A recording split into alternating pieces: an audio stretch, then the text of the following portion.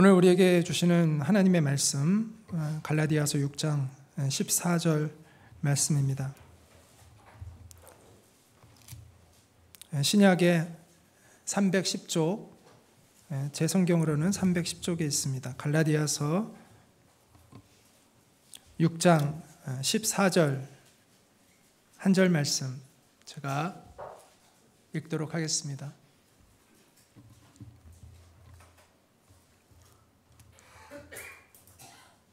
갈라디아서 6장 14절입니다. 그러나 내게는 우리 주 예수 그리스도의 십자가 외에 결코 자랑할 것이 없으니 그리스도로 말미암아 세상이 나를 대하여 십자가에 못 박히고 내가 또한 세상을 대하여 그러하니라. 오늘부터 당분간은 꿈에 대한 이야기를 좀 해보려고 합니다.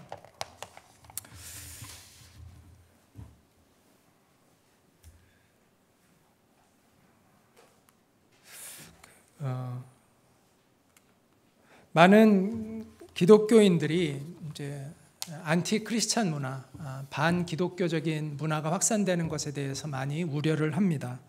위기감을 느낍니다. 그런데 저는 정말 우리의 적은 외부에 있는 것이 아니라고 생각합니다. 정말 우리가 경계해야 될 것은 우리의 내부의 적입니다. 우리 내부의 문제라는 것이죠.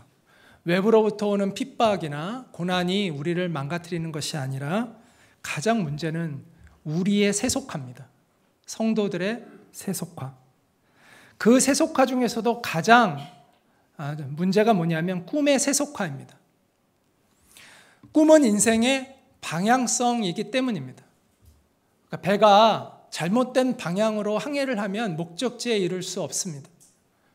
마찬가지로 꿈이라는 것은 우리의 인생의 방향성인데 그 꿈이 잘못되어 있으면 우리의 인생은 아무리 열심히 살아도 궁극적으로는 허무로 종결되어지는 그러한 인생이 될 수밖에 없는 것이기 때문에 그래서 꿈이 올바로 설정되어져야 우리의 인생도 바르게 나아갈 수 있는 것입니다. 그래서 우리 그리스도인들에게 있어서 가장 중요한 것 중에 하나는 꿈의 회복이다라고 말씀드리고 싶습니다. 자, 꿈과 비전은 지금도 매우 인기 있는 테마이고 과거에도 그랬습니다. 서점에 가면 이런 자기계발서들로 넘쳐납니다. 그런데 안타까운 것은 교회 안에서도 가리키는 그 꿈에 대한 내용이 세상에서 말하는 꿈과 거의 비슷해져 가고 있다라는 것이죠.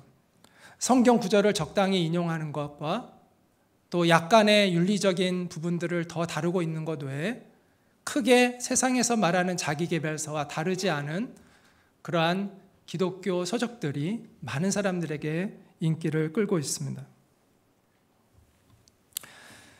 십자가의 도가 강조되어지는 것이 아니라 자아 성취의 도가 강조되어지고 있는 것이죠. 그러다 보니까 이제는 복음의 힘으로 살아간다고 고백하는 성도들보다 긍정의 힘으로 살아간다고 고백하는 그런 성도들이 더 늘어나고 있는 것 같습니다. 이건 블랙 코미디라고 생각합니다. 자, 예수님을 믿지 않는 사람들은 긍정의 힘으로 용기를 얻고 격려를 받고 살아갈 수밖에 없습니다. 당연한 것이죠. 복음을 모르니까. 그러나 복음이 무엇인지를 아는 우리는 달라야 한다는 것이죠. 여러분이 영양제가 슈퍼 울트라 파워 영양제를 먹는 사람이 그냥 평범한 그냥 일반 영양제 먹는다고 막 좋아하고 막 그거 갖고 흥분하겠습니까? 그럴 수 없는 거잖아요. 복음의 힘을 아는 사람은 긍정의 힘으로 살아갈 수 없습니다. 그거는 이제 모를 때 그런 거예요. 모를 때. 복음의 힘이 무엇인지를 알게 되면 복음의 힘으로 살아가게 된다는 것이죠. 그렇다고 해서 제가 오해하지는 마세요. 긍정의 힘이 잘못되었다라고 말하는 것은 아닙니다. 복음의 힘과 긍정의 힘이 서로 반대되는 개념이라고 말하는 것이 아닙니다. 물론 복음 안에는 긍정적인 생각도 들어가 있죠. 그러나 본질이 다 좀 다르다는 거예요. 차원이 다르다는 거예요. 긍정의 힘과 복음의 힘은 차원이 다른 것이다라는 것입니다. 긍정의 힘이 잘못되었다라는 것이 아닙니다. 세상에 안 믿는 사람들은 그렇게밖에 용기를 얻을 수 있는 것이 그것밖에 없지만 복음의 힘을 알고 있는 우리는 달라야 한다는 것이죠. 더 높은 차원의 것을 추구해야 한다는 것입니다. 왜냐하면 진리는 긍정의 힘으로 사라지는 것이 아니기 때문에, 진리는 오직 복음의 힘으로만 사라지는 것이기 때문에 그렇습니다. 긍정의 힘은 자아 성취를 이루는 것입니다. 그러나 복음은 진리를 살아가게 하는 것입니다. 하나님의 뜻을 따르게 하는 것이죠. 자, 여러분이 비즈니스를 하는 분들이 안 믿는 사람들에게 여러분들이 긍정적인 사고 그런 것들을 가르치는 것, 그게 잘못된 게 아닙니다. 안 믿는 사람들은 그런 것을 통해서라도 격려를 받아야 되고, 또 안 믿는 사람들에게는 그렇게밖에 우리가 격려해 줄 수 있는 게 없습니다. 그러나 복음을 아는 우리들은, 예수님을 믿어서 복음이 무엇인지를 알게 된 사람에게는 긍정의 힘이 아닌 복음의 힘으로 살아가도록 격려해야 한다는 것이죠. 하나님의 나라와 의를 구하는 것에 대하여 가르쳐야 합니다. 십자가를 짊어지는 기쁨에 대하여 가르쳐야 합니다. 예수님을 위해서 고난에 동참하는 그 영광을 가르쳐야 한다는 것이죠. 그 복음의 힘으로 살아갈 수 있게 해줘야 합니다. 저는 한국교회는 지금 중요한 갈림길에 놓여 있다라고 생각을 합니다. 계속 세속화의 길을 걸어갈 것인가? 십자가의 도를 외면하고 세속화의 길을 걸어갈 것인가? 아니면 다시 순수한 복음의 본질로 회복되어질 것인가의 중요한 갈림길에 우리는 와 있다라고 생각이 듭니다.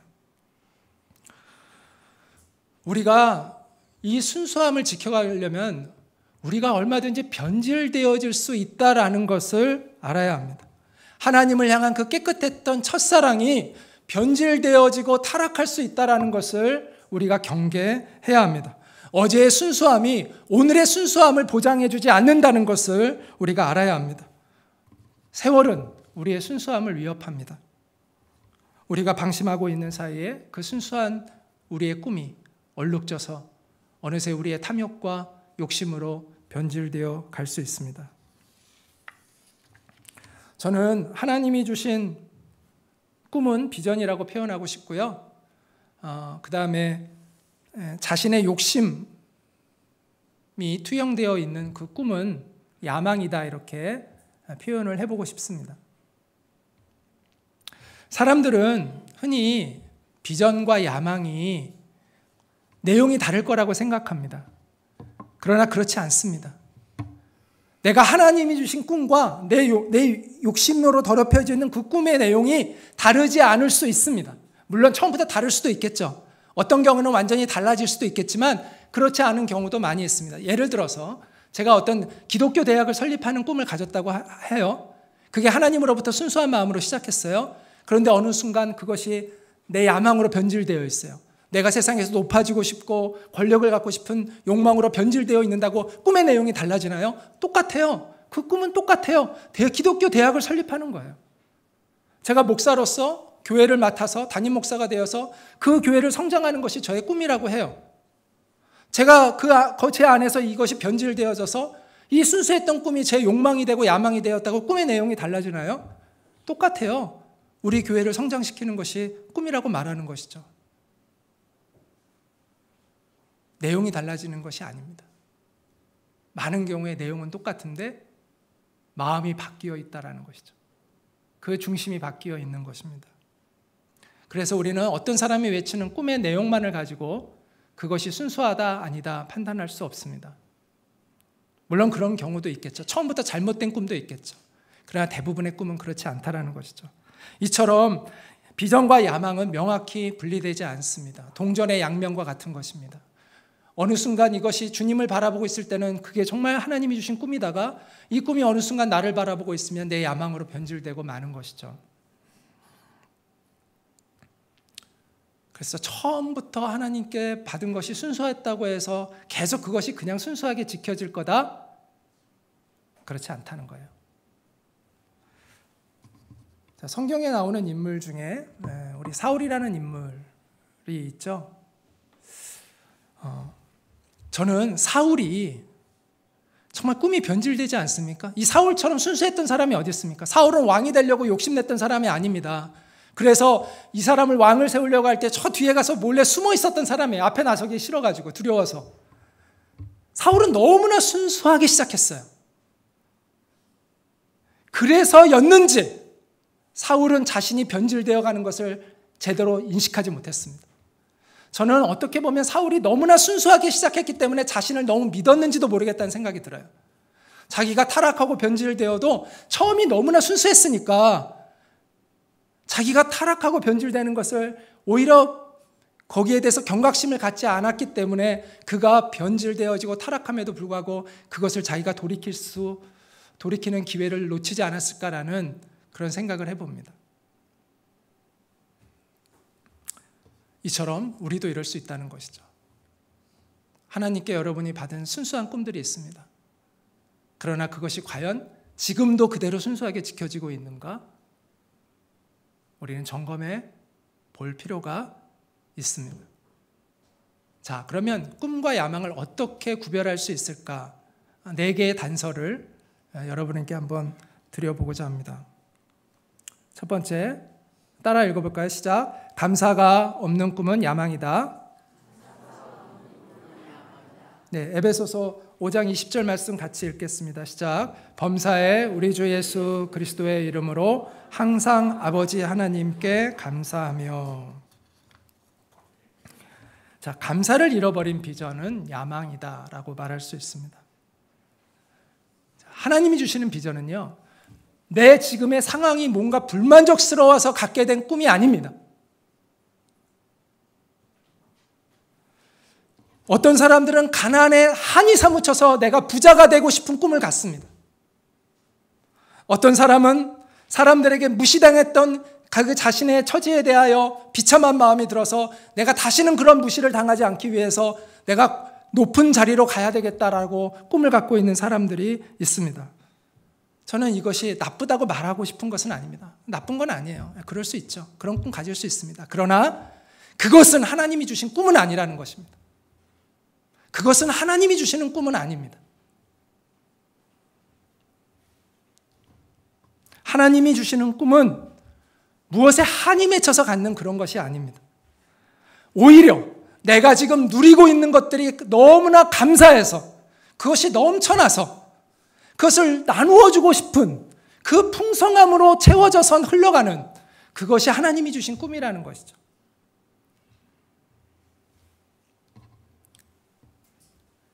따라서 내가 하나님 앞에 충분한 감사를 드리지 않고 있다면, 내가 지금 하나님 안에 있는 것에 만족함이 없는 마음으로 살아가고 있다면, 그래서 갖게 된 그 꿈이라면 그 꿈은 하나님이 주신 꿈이 아니라 야망입니다. 요즘 사람들은 대부분 부자가 되기를 꿈꿉니다.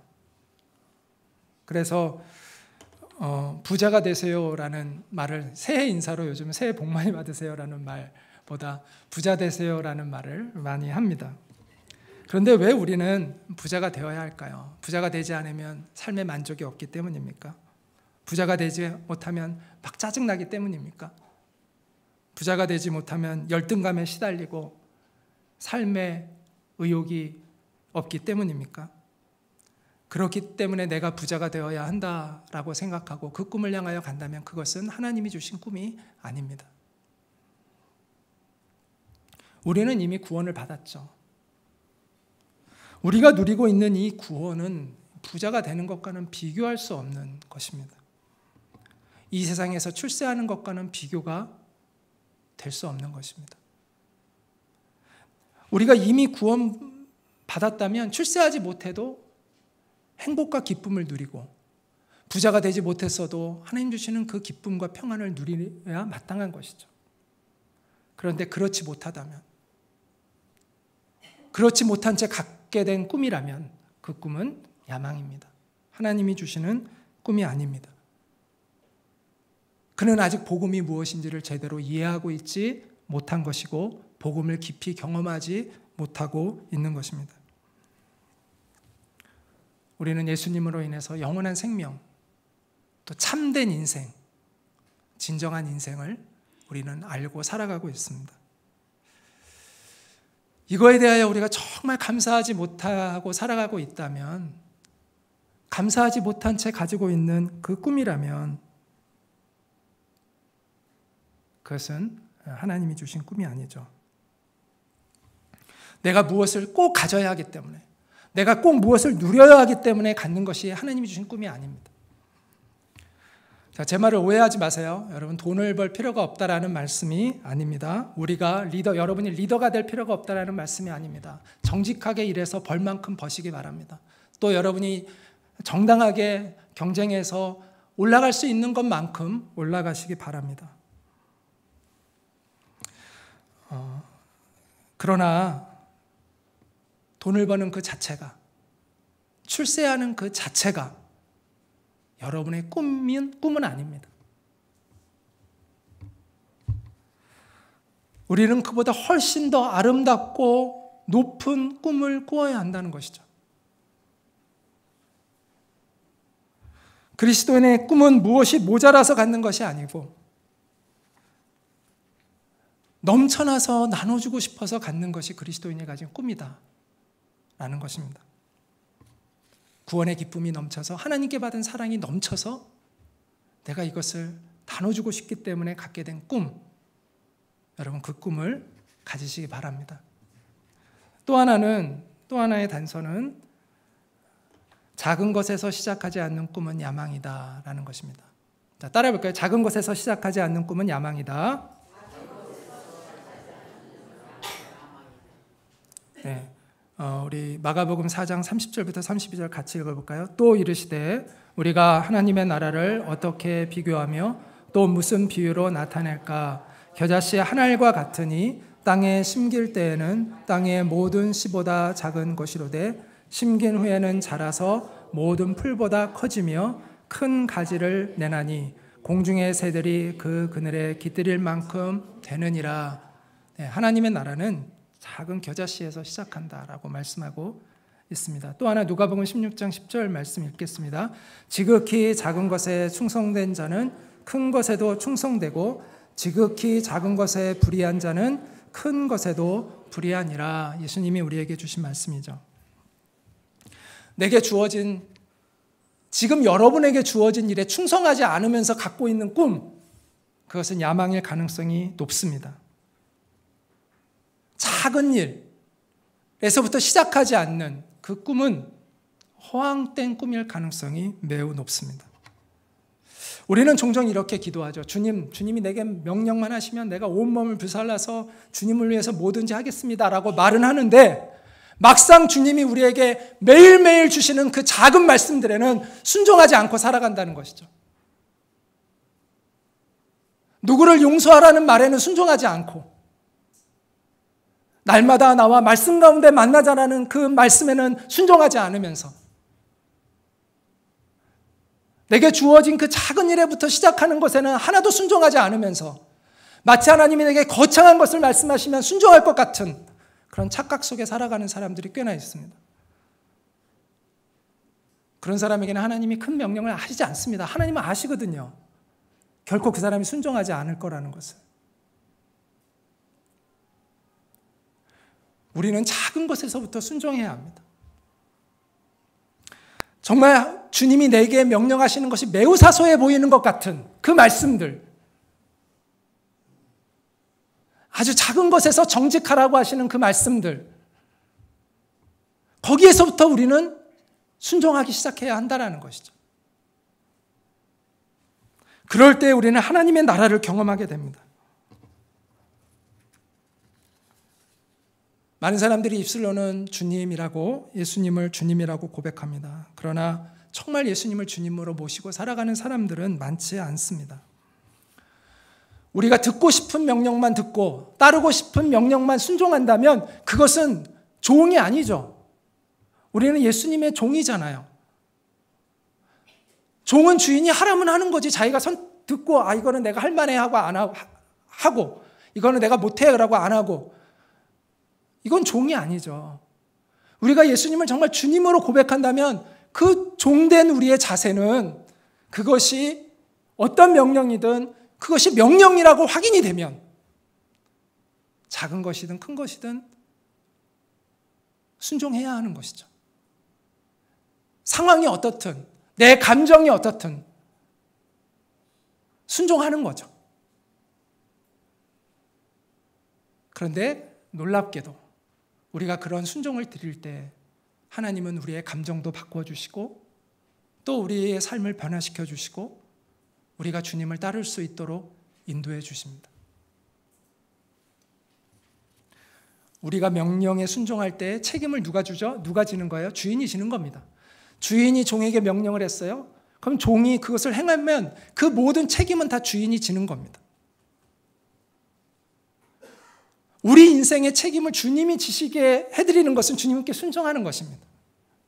그럼 주님이 책임져 주시는 것이죠. 우리는 순종했으니까. 우리가 순종했기 때문에, 그를 용서했기 때문에 그 관계도 하나님이 회복되게 하시는 것이고, 또 하나님의 명령에 순종했기 때문에 하나님께서 그 일들이 이루어져 갈 수 있도록 능력을 주시는 것이고, 우리의 힘으로 할 수 있는 것이 아니라 성령의 힘으로 가능한 것인데 우리가 순종할 때 성령님이 우리를 도와주시는 것이죠.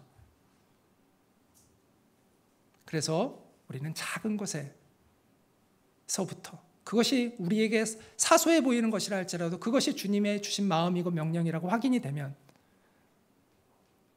우리는 그 말씀에 순종해야 합니다.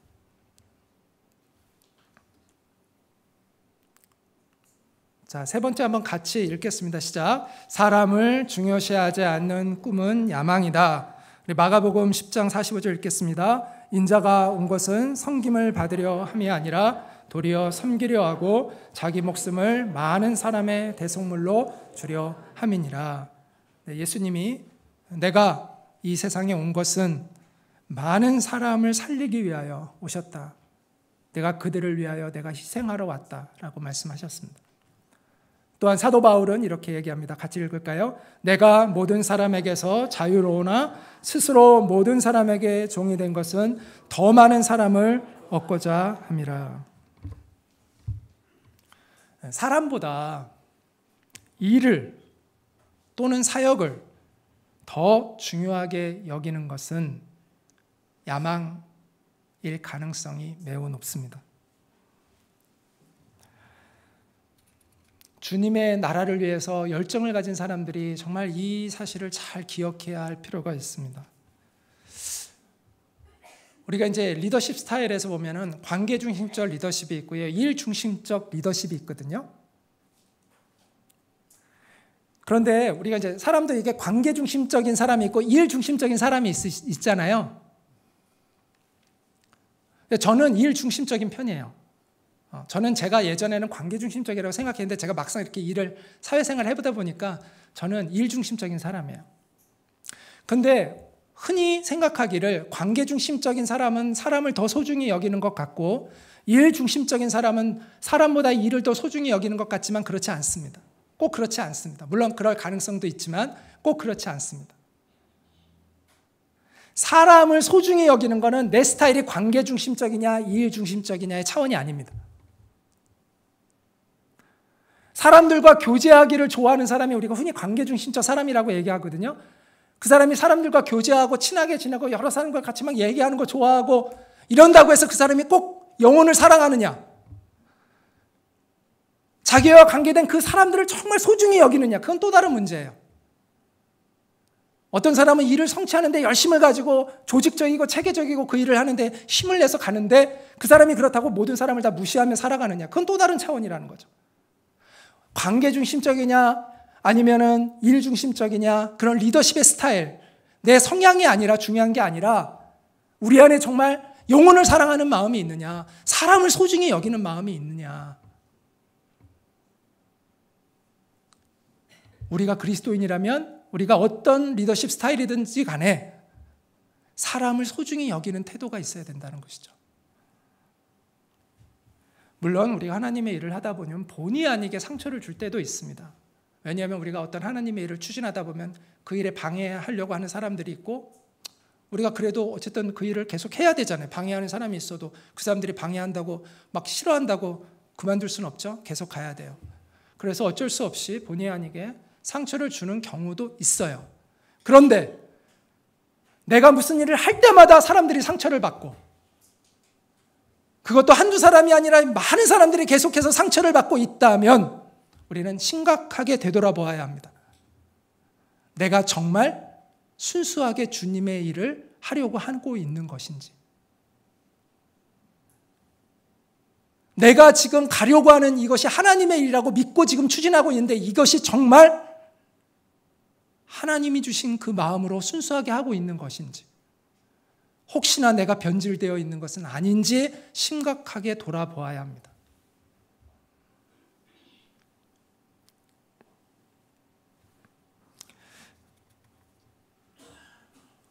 우리가 무엇 때문에 사역을 하는 것일까요?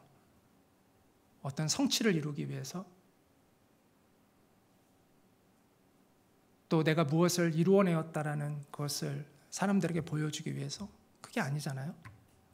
예수님은 사람을 살리기 위해서, 오직 그 사람들을 회복시키기 위해서 오셨고 그렇게 살으셨는데, 그렇다면 우리도 사람을 소중히 여기는 태도를 가지고 살아야지. 내가 하는 일마다 계속 사람들이 상처를 입는다. 그럼 뭔가 내 방식이 주님이 기뻐하시지 않는 방식으로 가고 있을 가능성이 매우 높은 것이죠. 내가 열심을 내면 낼수록 많은 사람들이 상처를 지속적으로 입고 있다면 그것은 우리 자신을 깊이 되돌아 보아야 합니다. 하나님이 어떤 비전을 주실 때는 우리 많은 사람들이 착각을 해요. 그 비전만 이루면 다 된다고 생각해요. 그러나 그렇지 않아요. 하나님이 어떤 우리에게 목표를 주셨으면 그 목표로 가는 방법도 알려주시는 거거든요. 성령님이 이끌어 가시고 인도해 주시는데 그 목표만 달성하는 게 목표가 돼버리면 안 돼요. 그 모든 과정이 하나님의 인도하심에 따라 가야 되는 거죠. 그러지 않고 목표만 딱 이루었어요. 그런데 교회가 무너지고 공동체가 무너지고 수많은 같은 동역자들이 상처를 입고, 그렇다면 그런 일들이 너무나 많이 일어나잖아요. 목표만 보고 가서는 안 됩니다. 그 가는 과정에 주님의 인도하심을 구해야 합니다. 하나님이 원하시는 방법으로 글로 가야 된다는 것이죠. 하나님이 기뻐하시는 과정을 통해서 그 목표를 이룰 때 그것이 의미가 있는 것입니다. 한국교회가 건물을 화려하게 짓는 것 때문에 얼마나 많은 사람들이 상처를 입고 그것 때문에 분쟁이 일어나고 교회가 깨지는 일들이 많았습니까? 건물이 중요합니까? 사람이 중요합니까? 사람이 중요하죠. 건물이 좀 못하면 어떻습니까? 본질을 놓치는 것이죠. 한국교회가 사람을 잘 키우는 일에 정말 관심을 가졌으면 좋겠습니다. 건물을 막 짓고 화려하게 짓는 것보다. 교회에서 좋은 일꾼들이 없다고 다들 난리예요. 큰 교회들은 큰 교회대로 좋은 일꾼이 없다고 난리고, 작은 교회들은 작은 교회대로 좋은 일꾼이 없다고 난리예요. 그런데 5년이 지나도 똑같은 얘기하고 10년이 지나도 똑같은 얘기를 한다면 그건 잘못된 거 아닌가요? 그 5년, 10년 동안에 뭐 하는 거예요, 그러면? 사람을 키워냈어야죠. 좋은 일꾼들을 키워내는 데는 투자하지 않고 5년, 10년을 낭비하고 계속 똑같은 소리. 인재가 없다. 사람이 없다. 그거는 잘못된 것입니다. 사람을 소중히 여기는 사역을 하고 있지 않기 때문에 일어나고 있는 일이라고 생각이 듭니다. 교회 규모가 작다고 해서 사람을 못 키워내는 것이 아닙니다. 교회 규모가 작으면 적은 일꾼이 있으면 되는 건데 그 적은 사람 키워내면 되는 거고, 큰 교회는 많은 일꾼이 필요하니까 또 많이 키워내면 되는 거고, 그렇잖아요. 사람을 키우는 일에 관심을 가지면 의외로 사람들이 잘 자랍니다. 지금 당장은 아니라도 1년 후에, 2년 후에, 3년 후에 우리는 좋은 사역자들, 좋은 동역자들을 얻을 수 있습니다. 우리가 외형적인 것에 투자하는 것에 그 몇 분의 1만 사람에게 투자해도 우리의 사역은 훨씬 더 많은 열매를 맺을 수 있을 거라고 생각합니다.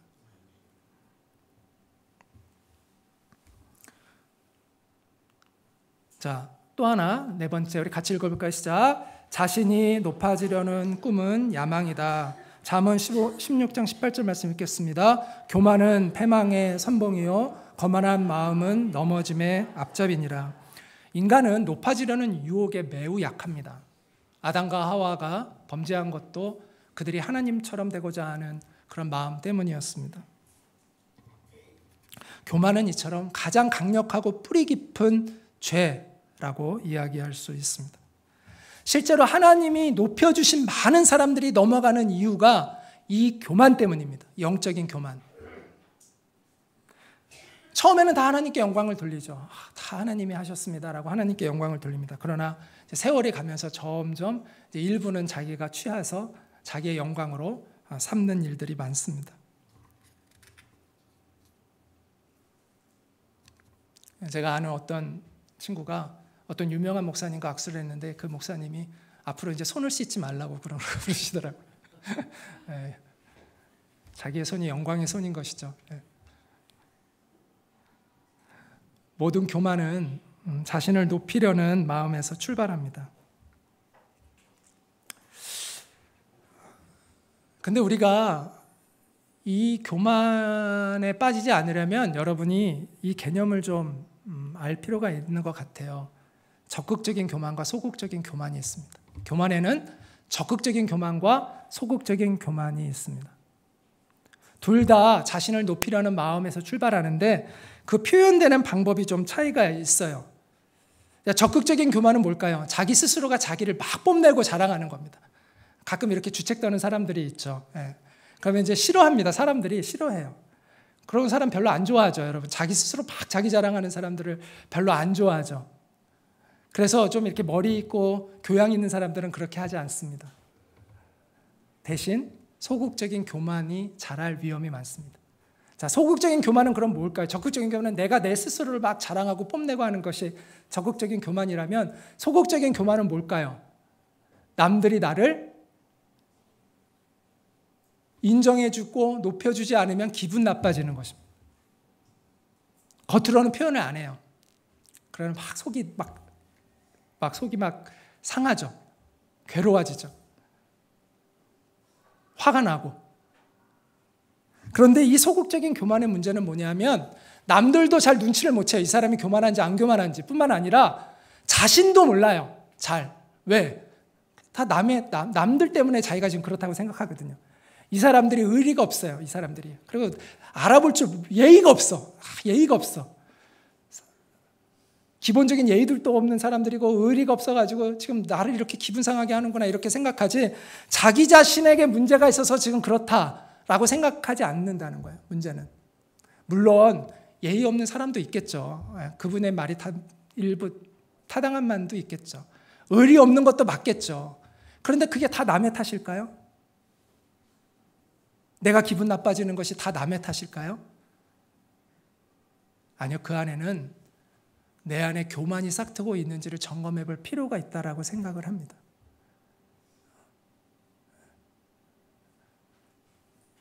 제가 다른 사람을 두고 하는 얘기가 아니라 다 저를 묵상하면서 깨달은 것들을 지금 여러분에게 말씀드리고 있는 거예요. 그것을 우리의 문제로 인식할 필요가 있다는 거예요. 그거를 남의 탓으로 돌리지 말고 내 문제로 인식해야 된다는 거예요. 그 사람이 정말 예의가 없고 의리가 없는 건 주님이 판단하실 문제이고 자꾸 내가 이 모임만 가면 예전에는 괜찮았는데 기분이 나빠져요. 그 모임에 요즘은 자꾸 나가면 기분이 나빠져. 그 사람들이 갑자기 달라진 건 아닐 텐데 왜 나는 자꾸 이렇게 내가 하는 기분이 상할까? 나에게는 문제가 없는가? 내가 혹시 내 안에 소극적인 교만이 싹트고 있지는 않은가? 이제는 내가 남들로부터 인정받아야 된다는 생각을 하고 있는 것은 아닌가? 우리 안에 싹트고 있는 교만에 대하여 우리가 점검해 볼 필요가 있는 것입니다. 자, 우리는 지금까지 감사를 잃어버린 꿈은 야망이다. 작은 것에서 시작하지 않는 꿈은 야망이다. 사람을 중요시하지 않는 꿈은 야망이다. 자신을 높이려는 꿈은 야망이다. 이렇게 말씀을 드렸습니다. 그럼 하나님이 주신 꿈은 뭘까요? 야망이 아니라. 그것은 한번 따라해 볼까요? 십자가를 통과한 꿈. 십자가를 통과한 꿈이라고 이렇게 말할 수 있을 것 같습니다. 우리 같이 한번 갈라디아서 6장 14절 읽겠습니다. 시작. 그러나 내게는 우리 주 예수 그리스도의 십자가 외에 결코 자랑할 것이 없으니 그리스도로 말미암아 세상이 나를 대하여 십자가에 못 박히고 내가 또한 세상에 대하여 그러하니라. 십자가에 내 욕망을 못 박지 않은 채 갖고 있는 그 꿈은 야망입니다. 하나님이 주시는 꿈이 아닙니다. 우리의 꿈은 십자가에서 정련되어질 필요가 있습니다. 우리가 그 불 속에 그 금께서 정련시켜서 그 순수한 금을 뽑아내듯이 우리는 십자가에서 우리의 꿈이 정련되어져서 그 십자가를 통과해서 깨끗한 꿈으로 우리의 꿈이 새롭게 되어질 필요가 있습니다. 십자가를 사랑하는 자는, 십자가의 그 사랑을 깊이 경험한 사람은 감사 없이 하루를 보낼 수 없을 것입니다.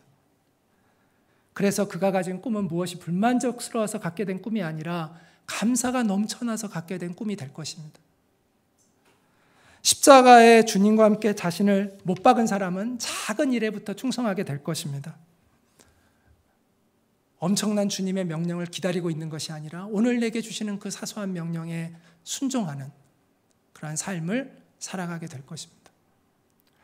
십자가에 달리신 예수님의 마음을 아는 사람은 업적을 성취하는 것보다 사람을 소중히 여기는 그러한 마음을 갖게 될 것입니다. 그도 예수님처럼 사람을 아끼고 사람을 살리고 사람을 섬기기 위해서 살아가게 될 것입니다. 또한 나의 죄를 덮어주기 위해서 십자가에서 피투성이가 되어 계신 주님을 바라보고 있는 사람은 감히 자신을 자랑할 엄두를 낼 수 없을 것입니다. 그의 자랑은 오직 나를 대신하여 그 십자가에 달리신 예수 그리스도가 될 것이라고 믿습니다. 십자가를 통과한 꿈을 품고 살아가는, 그리고 그 꿈을 일생토록 변질되지 않게 잘 지켜나가는 저와 여러분이 되기를 주의 이름으로 축원합니다.